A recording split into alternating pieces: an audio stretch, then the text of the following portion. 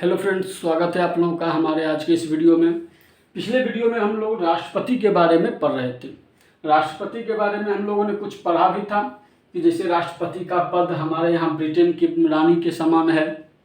उसके बाद राष्ट्रपति जो है वह कार्यपालिका का प्रधान होता है, औपचारिक प्रधान होता है राष्ट्रपति।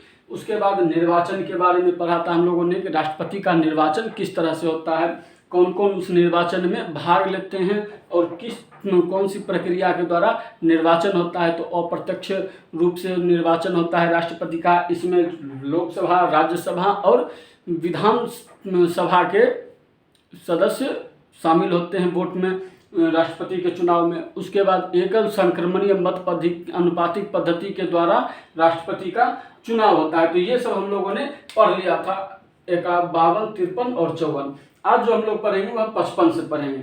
अब देखिए अनुच्छेद 55 क्या कहता है। अनुच्छेद 55 कहता है राष्ट्रपति के कोटा के बारे में। अब देखिए ये कोटा होता क्या है। कोटा होता है कि आपको इतना मत प्राप्त करना है, एक निश्चित मत प्राप्त करना है। उस निश्चित मत को कहा जाता है कोटा, यानी आपको एक निश्चित वोट मिलना चाहिए तभी आप राष्ट्रपति बन सकते हैं। अब वह निश्चित मत कैसे निर्धारित होगा, तो वो होता है कि 50% + 1, यानी 50% से एक ज़्यादा वोट आपको मिलना चाहिए। 50% से अधिक वोट मिलना चाहिए तभी आप राष्ट्रपति के लिए योग्य होंगे, आप तभी आपका चुनाव राष्ट्रपति के रूप में होगा। यानी जब तक आप 50% से अधिक वोट नहीं लाते हैं तब तक आप राष्ट्रपति के रूप में निर्वाचित नहीं हो सकते हैं। ठीक है, तो आपको जीतने के लिए 50% से अधिक वोट लाना होगा, यही होता है कोटा में। ठीक है, अब उसके बाद आता है अनुच्छेद 56 जो कहता है कि कार्यकाल के बारे में। अनुच्छेद 56 क्या कहता है, कार्यकाल। अब देखिए राष्ट्रपति का जो कार्यकाल होता है वह होता है 5 साल का। राष्ट्रपति का जो कार्यकाल है वह होता है कितने समय का, तो 5 साल का। राष्ट्रपति का कार्यकाल 5 साल का था। अब देखिए इस 5 साल के भीतर भी, 5 साल से पहले भी इनका राष्ट्रपति अपने पद से हट सकते हैं। राष्ट्रपति इस 5 साल से पहले भी अपने पद से हट सकते हैं। कैसे हट सकते हैं, तो अपना त्याग पत्र देकर। राष्ट्रपति अपना त्याग पत्र सौंप करके, अपना त्याग पत्र यदि उपराष्ट्रपति को दे देते हैं तो यह पद खाली हो सकता है 5 साल के भीतर भी। या फिर इनकी मृत्यु हो जाए, या फिर राष्ट्रपति की 5 साल से अपना कार्यकाल पूरा करने से पहले ही मृत्यु हो जाए, तब इनका पद खाली हो सकता है। और तीसरा, महाभियोग के द्वारा। अगर इनको महाभियोग लगा करके हटा दिया जाए तब यह पद 5 साल से पहले भी खाली हो सकता है। और नहीं, अगर इन तीनों में से कोई रीजन नहीं है तब राष्ट्रपति अपने निर्वाचन की तिथि से 5 साल तक उस पद पर रहेंगे। 5 साल तक उस पद पर रहेंगे। वह पद त्याग कर सकते हैं अपना, या उनकी मृत्यु हो सकती है, या महाभियोग के द्वारा अगर उनको हटाया जाता है तभी उनका पद खाली होगा। 5 साल से पहले नहीं तो 5 साल तक वह अपने पद पर रहे। ठीक है, ये था क्या, कार्यकाल। अब देखिए अनुच्छेद 57 क्या कहता है कि क्या दोबारा निर्वाचन हो सकता है राष्ट्रपति का। दोबारा एक ही राष्ट्रपति दोबारा चुने जा सकते हैं। तो हाँ बिल्कुल, राष्ट्रपति, एक ही राष्ट्रपति जितनी बार चाहे उतनी बार चुने जा सकते हैं। एक ही व्यक्ति जितनी बार चाहे उतनी बार राष्ट्रपति के रूप में चुना जा सकता है। अब देखिए जैसे अभी तक बताइए कितने ऐसे राष्ट्रपति हैं जो कि 2 बार निर्वाचित हुए हैं राष्ट्रपति के पद के लिए। तो अभी तक में केवल एक ही डॉक्टर राजेंद्र प्रसाद हैं, डॉक्टर राजेंद्र प्रसाद, जो कि 2 बार अपना कार्यकाल पूरा किए हैं। उसके अलावा और कोई भी ऐसे राष्ट्रपति नहीं है जो कि 2 बार अपना कार्यकाल पूरा किए या दोबारा फिर निर्वाचित हुए हैं। तो लेकिन हो सकते हैं, दोबारा निर्वाचित हो सकते हैं, दोबारा वह अपने चुनाव लड़ सकते हैं, दोबारा भी वह जीत सकते हैं। इसके लिए कहीं कोई दिक्कत नहीं, आप जितनी बार चाहें उतनी बार राष्ट्रपति पद के लिए चुनाव लड़ सकते हैं, जीत सकते हैं, निर्वाचित हो सकते हैं। ठीक है, उसके बाद आता है अनुच्छेद 58। अनुच्छेद 58 क्या कहता है कि उनकी योग्यता क्या होनी चाहिए। आप भारत के राष्ट्रपति बनने जा रहे हैं तो आपके भीतर कुछ तो योग्यता होनी चाहिए। उस योग्यता का निर्धारण कैसे होगा, क्या क्या योग्यता होनी चाहिए, उस योग्यता का निर्धारण कैसे होगा, तो उसकी योग्यता के बारे में संविधान में बताया गया है कि राष्ट्रपति की योग्यता क्या क्या होनी चाहिए। तो आइए हम लोग देखते हैं इनकी योग्यता क्या होनी चाहिए, राष्ट्रपति बनने के लिए क्या योग्यता होनी चाहिए। तो सबसे पहले तो वह भारत के नागरिक होने चाहिए।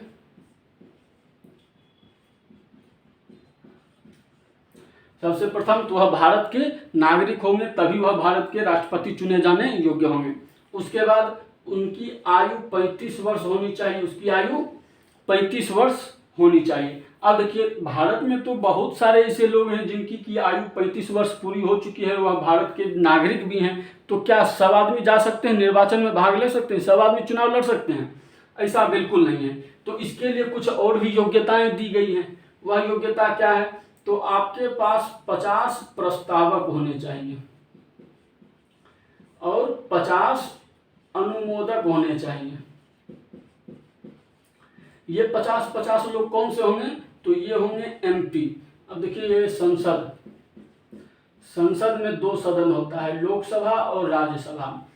ये जो 50-50 यानी 100 लोग होंगे, ये MP होंगे यानी सांसद होंगे, चाहे वह लोकसभा के हों या राज्यसभा के हों या दोनों में से थोड़े थोड़े, कुछ लोकसभा के हों कुछ राज्यसभा के हों।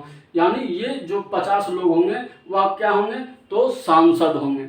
अब देखिए ये 50 सांसद, आप जब राष्ट्रपति के रूप में चुनाव लड़ने के लिए जाते हैं तो आप खुद नहीं जाते हैं राष्ट्र निर्वाचन आयोग के पास कि हम राष्ट्रपति के रूप में चुनाव लड़ना चाहते हैं। आपके प्रस्तावक जाते हैं, यानी 50 प्रस्तावक, 50 ऐसे लोग होने चाहिए, 50 MP ऐसे होने चाहिए जो कि आपका प्रस्ताव चुनाव आयोग के पास रखेंगे कि हम चाहते हैं कि ये भी राष्ट्रपति के रूप में चुने जाएं, ये भी राष्ट्रपति बने, इसके लिए हम चाहते हैं कि ये भी चुनाव लड़ें। यानी 50 MP 50 सांसद ऐसे होने चाहिए जो कि आपका प्रस्ताव चुनाव आयोग के पास लेकर के जाएं। यानी कि हम 50 लोग मिल करके यह चाहते हैं कि ये भी हमारे देश के राष्ट्रपति के रूप में चुने जाएं। तो इसके लिए 50 लोग प्रस्तावक होने चाहिए।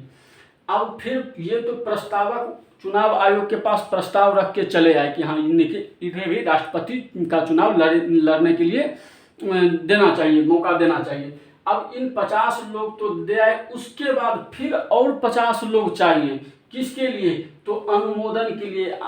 यानी कि इन्होंने जो प्रस्ताव रखा है 50 लोगों ने, और अन्य 50 लोग क्या उससे सहमत हैं? अपनी सहमति अगर दे देते हैं फिर 50 आदमी, 50 सांसद, तब जाकर के आप चुनाव में खड़े हो सकते हैं। यानी आपका प्रस्ताव पेश करने के लिए 50 आदमी चाहिए कि हाँ हम चाहते हैं कि ये भी राष्ट्रपति बने। उसके बाद 50 आदमी इनके इस प्रस्ताव से सहमत होने चाहिए। यानी आपके पास 100 सांसदों का समर्थन अगर है तभी आप राष्ट्रपति के रूप में चुनाव लड़ सकते हैं। तो ये है भारत के राष्ट्रपति बनने की योग्यता। और क्या है? तो आपको 15,000 रुपया जमानत राशि जमा करनी होगी। 15,000 रुपये की जमानत राशि आपको जमा करनी होगी। कहाँ? तो RBI में। RBI के में आपको 15,000 रुपये की जमानत राशि जमा करनी होगी। तो ये है भारत के राष्ट्रपति बनने की योग्यता। आप भारत के नागरिक होने चाहिए, आपकी आयु 35 वर्ष होनी चाहिए, आपके पास 50 सांसद प्रस्तावक होने चाहिए और 50 सांसद अनुमोदक होने चाहिए, और उसके बाद 15,000 रुपया की जमानत राशि आप RBI में जमा करते हैं, तब आप जो है राष्ट्रपति बनने के योग्यता प्राप्त करते हैं। यानी आप राष्ट्रपति बनने के योग्य हैं यदि इतना आपके पास ये योग्यता है तब। तो ये हो गई राष्ट्रपति की योग्यता, जो कि अनुच्छेद संख्या 58 में दिया गया है। अनुच्छेद 52 में क्या कहता है कि राष्ट्रपति का पद, 53 में राष्ट्रपति कार्यपालिका का प्रधान होगा, 54 में राष्ट्रपति के निर्वाचन की चर्चा, 55 में राष्ट्रपति के कोटा कितना होता है? तो 50% + 1, 50% से अधिक। कार्यकाल 5 वर्षों का। क्या दोबारा निर्वाचित हो सकते हैं? हाँ बिल्कुल निर्वाचित हो सकते हैं। योग्यता क्या होनी चाहिए राष्ट्रपति बनने के लिए? तो भारत के नागरिक हों, 35 वर्ष की आयु पूरी की हो, 50 प्रस्तावक हों, 50 अनुमोदक हों और 15,000 रुपया की जमानत राशि जमा की गई हो। तो ये थी योग्यता। अब देखिए अगला है अनुच्छेद 59। अनुच्छेद 59 क्या करता है कि दशा के बारे में, आप किन दशाओं में राष्ट्रपति निर्वाचित नहीं हो सकते हैं, आप चुनाव नहीं लड़ सकते हैं, किन दशाओं में। तो अब देखिए दशा क्या है, राष्ट्रपति की दशा है। अब ये दशा है कि या तो आप जो है पागल या दिवालिया नहीं होने चाहिए। आप पागल या दिवालिया नहीं होने चाहिए। पागल का तो सामान्य मतलब है, आप समझ रहे होंगे पागल किसे कहा जाता है। पागल व्यक्ति को राष्ट्रपति बनने नहीं दिया जा सकता है। उसके बाद दिवालिया जो होगा उसे भी राष्ट्रपति का निर्वाचन में भाग लेने की उसे भी जो दिवालिया होगा उसे भी वह भी राष्ट्रपति के निर्वाचन में भाग नहीं ले सकता है। अब दिवालिया क्या होता है? दिवालिया का मतलब है बैंकक्रप्ट, यानी कि अपनी औकात से अधिक कोई कर्ज ले लिए। अगर मान लीजिए हम अपने औकात से हम 200 करोड़ 2000 करोड़ का कर्ज ले लिए, अब हम चुका नहीं पाएंगे तो तुम्हारे पास अब उसके पास एक ही रास्ता है, या तो कर्ज माफ कर दो या हमको मार दो, दो ही रास्ता है। तब उस व्यक्ति को क्या कहा जाता है? दिवालिया। जब हमने अपने औकात से अधिक कर्ज ले लिया हो और उसे हम चुका ना पाए तो हम क्या हो जाते हैं? दिवालिया। तो पागल व्यक्ति को नहीं बना सकते हैं, वैसे दिवालिया व्यक्ति को राष्ट्रपति की चुनाव में भाग लेने की परमिशन नहीं है। वैसा दिवालिया व्यक्ति भारत के राष्ट्रपति के रूप में निर्वाचित नहीं हो सकता है। उसके बाद आप लाभ के पद पर नहीं होने चाहिए। आप किसी भी तरह के लाभ के पद पर नहीं होने चाहिए। और यहाँ लाभ के पद से सीधा सा तात्पर्य है कि आप किसी भी सरकारी नौकरी में नहीं होने चाहिए। यदि आप किसी भी सरकारी नौकरी में हैं तो आप राष्ट्रपति की योग्यता नहीं रखते हैं, आप राष्ट्रपति के रूप में चुनाव नहीं लड़ सकते हैं। अगर आप अपने नौकरी से त्याग पत्र देते हैं, इस्तीफा दे देते हैं, तब आप राष्ट्रपति के चुनाव में भाग ले सकते हैं। यदि आप किसी सरकारी नौकरी में हैं तब आप चुनाव नहीं लड़ सकते हैं। हाँ, यदि आप इस्तीफा दे देते हैं अपनी नौकरी से तब आप चुनाव में भाग ले सकते हैं। यानी आप किसी लाभ के पद पर नहीं होने चाहिए। उसके बाद कहा गया है कि संसद या विधानमंडल के सदस्य नहीं होने चाहिए। संसद या विधानमंडल के सदस्य नहीं होने चाहिए, ना ही उपराष्ट्रपति या फिर राज्यपाल, ये सब आप नहीं होने चाहिए। अब देखिए, आप किसी संसद की सदस्यता नहीं ग्रहण कर सकते हैं, ना विधानमंडल के सदस्य होने चाहिए, ना ही उपराष्ट्रपति और ना ही राज्यपाल। अब देखिए, यदि आप संसद के सदस्य हैं, अब यहाँ इनको एक छूट दिया गया है कि यदि आप संसद के सदस्य हैं या विधानमंडल के सदस्य हैं या राज्यपाल हैं या उपराष्ट्रपति हैं, चुनाव में खड़ा होना चाहते हैं, चुनाव में खड़े होइए। अगर चुनाव जीत जाते हैं, चुनाव अगर आप जीत जाते हैं तो अपने इस पद पर से इस्तीफा दे दीजिए, उसके बाद आप राष्ट्रपति के पद की शपथ ले सकते हैं।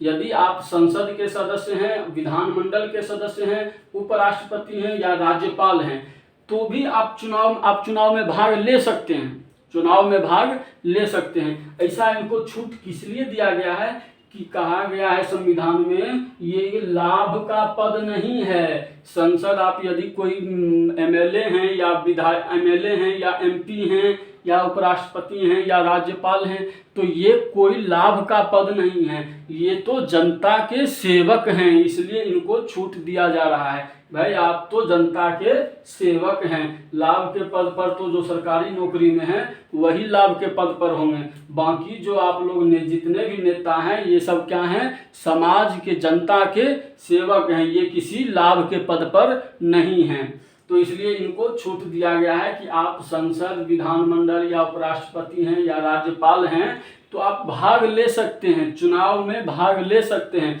और अगर चुनाव जीत जाते हैं तब आपको अपने इस पद पर से इस्तीफा देना होगा। आप यहाँ इस्तीफा दीजिएगा, उसके बाद ही आप राष्ट्रपति के पद की शपथ ले सकते हैं। आप अगर यहाँ इस्तीफा नहीं दे रहे हैं तो आप राष्ट्रपति के पद की शपथ नहीं ले सकते हैं। तो इसलिए आप ये क्या बताया गया है कि ये हैं दशाएं, इन दशाओं में आप राष्ट्रपति नहीं बन सकते हैं। ये है योग्यता, आपके पास ये योग्यता होनी चाहिए तभी आप राष्ट्रपति बन सकते हैं। और ये योग्यता, ये जो दशा है, ये आपके पास नहीं होनी चाहिए। यानी आप पागल या दिवालिया नहीं होने चाहिए, लाभ के पद पर नहीं होने चाहिए। यदि संसद, विधानमंडल के सदस्य हैं या उपराष्ट्रपति हैं या राज्यपाल हैं तो शपथ लेने से पहले आपको यहाँ त्यागपत्र देना होगा, तब आप राष्ट्रपति के रूप में शपथ ले सकते हैं। तो ये क्या है योग्यता, ये योग्यताएं होनी चाहिए और ये जो है नहीं होनी चाहिए आपके पास। ठीक है, समझ में आ रहा होगा। तो ये जो है अनुच्छेद 59 दशाएं, ठीक है, 10 इसमें कोई दिक्कत नहीं होना चाहिए। उसके बाद है अनुच्छेद 60। अनुच्छेद 60 क्या कहता है कि शपथ, अब जब राष्ट्रपति आप बनेंगे, आप जब चुनाव जीत गए तब राष्ट्रपति के पद की आपको शपथ लेनी होगी। आप जब राष्ट्रपति का चुनाव जीत गए हैं तो अपने कार्यभार को संभालने से पहले आपको अपने पद की शपथ लेनी पड़ेगी कि मैं फलाना संविधान के अनुरूप कार्य करूंगा। इस तरह से आपको शपथ लेनी पड़ेगी। अब देखिए शपथ जो होगा वह शपथ इनको दिलाएगा कौन, इनको कौन दिलाएगा शपथ, तो कहा गया है कि सुप्रीम कोर्ट के मुख्य न्यायाधीश,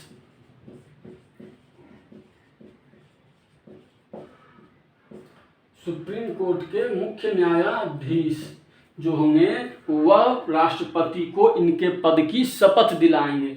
सुप्रीम कोर्ट के जो मुख्य न्यायाधीश होंगे वह इन राष्ट्रपति को उनके पद की शपथ दिलाएंगे। देखिए सुप्रीम कोर्ट में होते हैं लगभग 34-35 जज होते हैं, एक मुख्य न्यायाधीश और बाकी अन्य न्यायाधीश होते हैं।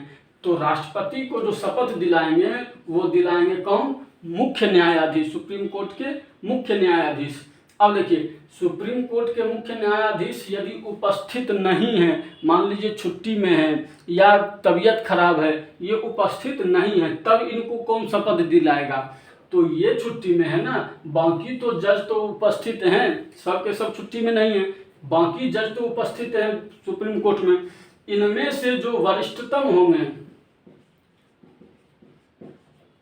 इनमें से जो वरिष्ठतम होंगे वो राष्ट्रपति को उनके पद की शपथ दिलाएंगे।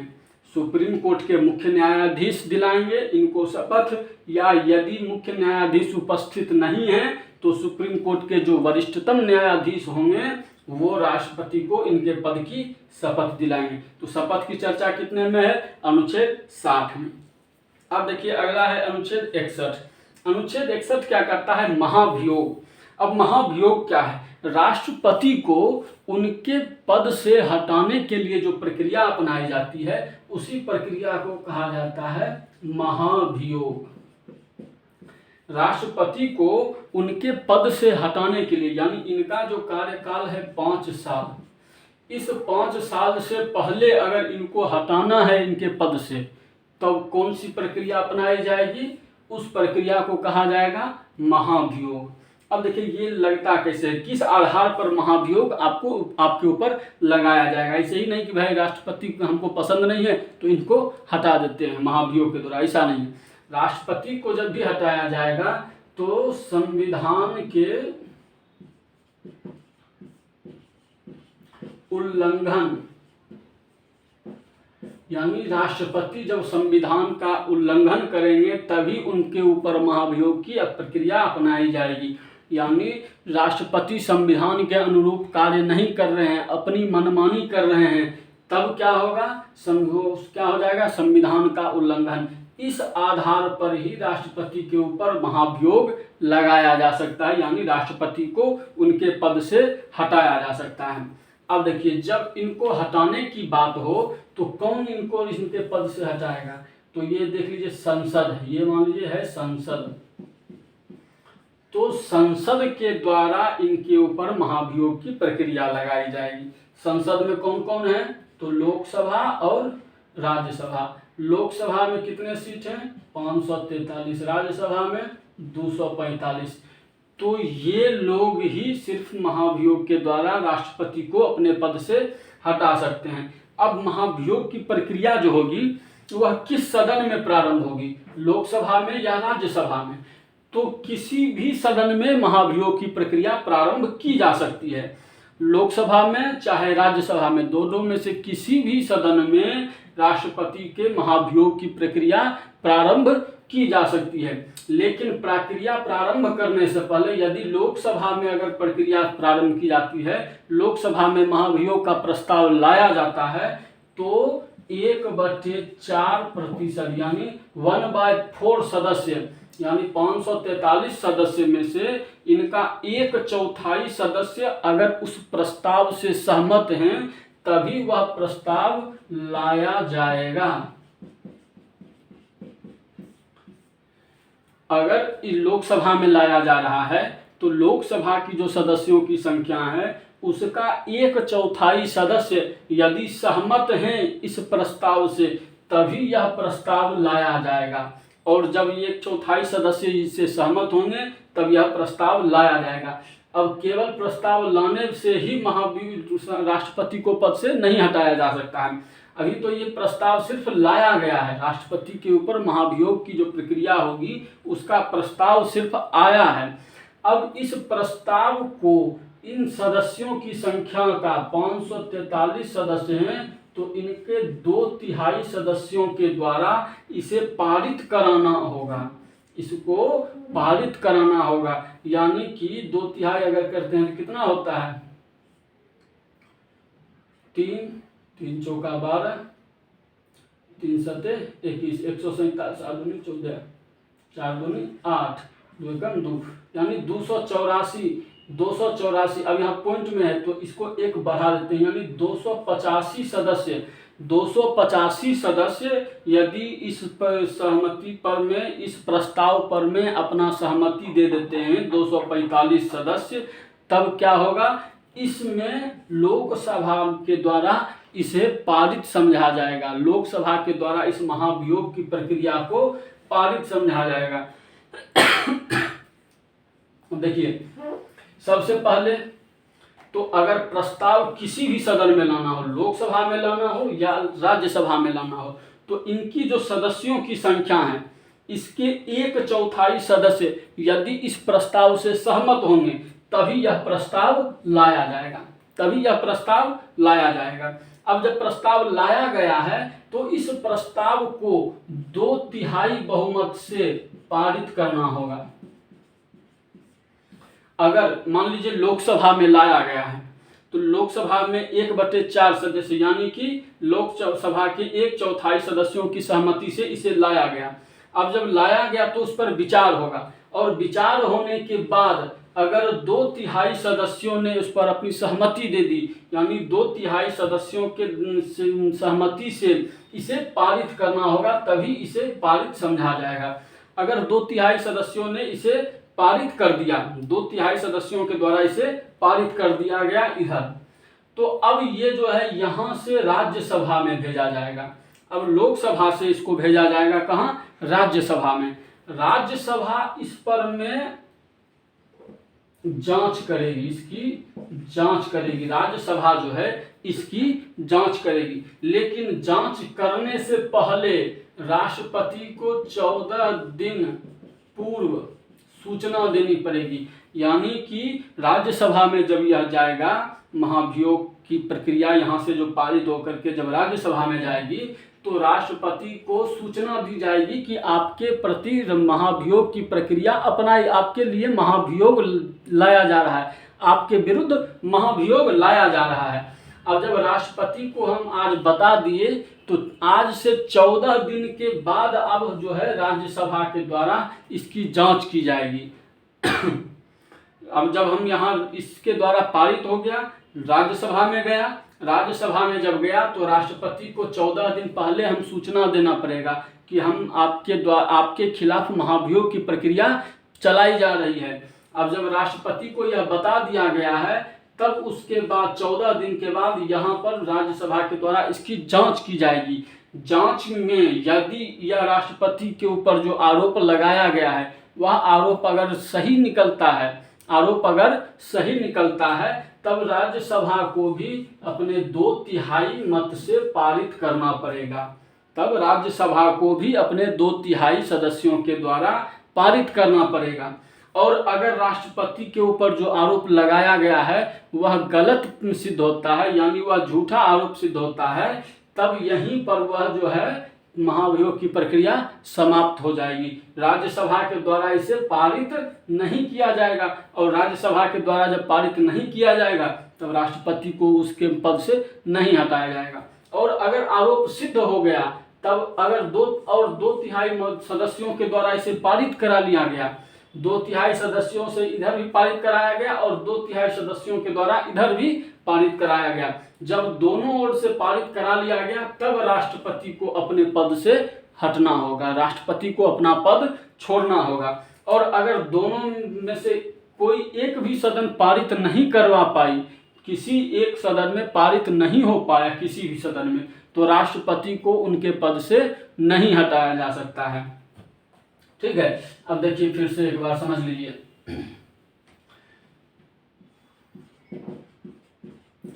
संसद, इसमें लोकसभा और राज्यसभा दोनों हैं, इसमें 543 सीट हैं और इसमें 245 सीट हैं। ठीक है, अब इसमें 543 सीट हैं और इसमें 245 सदस्य हैं।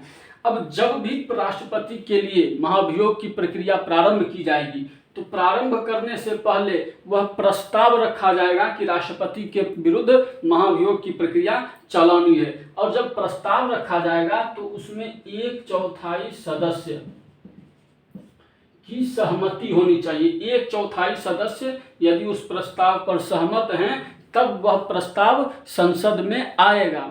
संसद में जब आएगा किसी भी सदन में तो उसको पहले 2/3 सदस्यों के द्वारा पारित कराना पड़ेगा। जिस भी सदन में आएगा उस सदन में अगर 2/3 सदस्यों के द्वारा पारित करा लिया गया तब वह जो है अगला सदन में भेजा जाएगा, यानी दूसरे सदन में। यदि यहाँ से शुरू होता है तो बाद में यहाँ भेजा जाएगा, और अगर यहाँ से शुरू किया जाता है तो दोबारा में यहाँ भेजा जाएगा। ठीक है, तो सबसे पहले 1/4 सदस्यों के द्वारा इस प्रस्ताव को लाया जाएगा। उसके बाद अगर उस सदन में 2/3 सदस्यों के द्वारा इसे पारित करा लिया गया तब तो ठीक है, अगर नहीं पारित करवा पाए तब महाभियोग की जो प्रक्रिया है वही समाप्त हो जाएगी। यही अगर नहीं करवा पाए तो वही प्रक्रिया समाप्त हो जाएगी। और अगर इसे 2/3 सदस्यों के द्वारा पारित करवा लिए तो राष्ट्रपति को सूचना देनी होगी कि आपके विरुद्ध महाभियोग की प्रक्रिया अपनाई जा रही है, आपके विरुद्ध महाभियोग चलाया जा रहा है। और जब राष्ट्रपति को ये बात बता दिए तो उसके 14 दिन के बाद अगले सदन में कार्यवाही प्रारंभ होगी। 14 दिन के बाद अगले सदन में कार्यवाही प्रारंभ होगी, और ये जो है जांच करेगी। दूसरी सदन जो है वह जांच करेगी। जांच किस चीज की करेगी कि राष्ट्रपति के ऊपर जो आरोप लगाया गया है वह आरोप सही है या गलत, इस बात की जांच करेगी।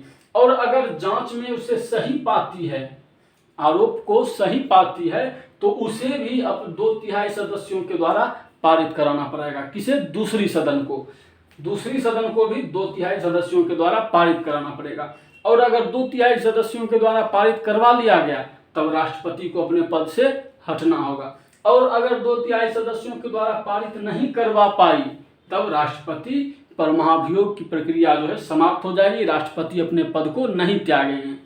ठीक है, और जांच में अगर उसे गलत पाया गया आरोप को तब उस समय भी राष्ट्रपति के ऊपर महाभियोग की प्रक्रिया समाप्त हो जाएगी। तो इस तरह से राष्ट्रपति के ऊपर महाभियोग लगाया जाएगा।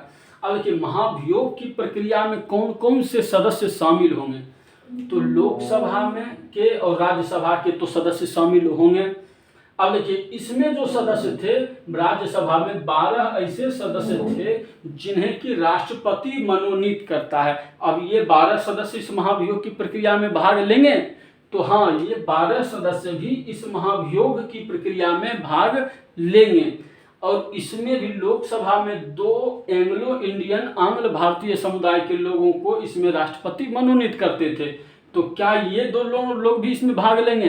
तो हाँ ये दोनों लोग भी महाभियोग की प्रक्रिया में भाग लेंगे। अब देखिए ये 12 और ये 2, ये 14 सदस्य राष्ट्रपति के चुनाव में भाग नहीं लिए थे, लेकिन महाभियोग की प्रक्रिया में ये भी भाग लेंगे।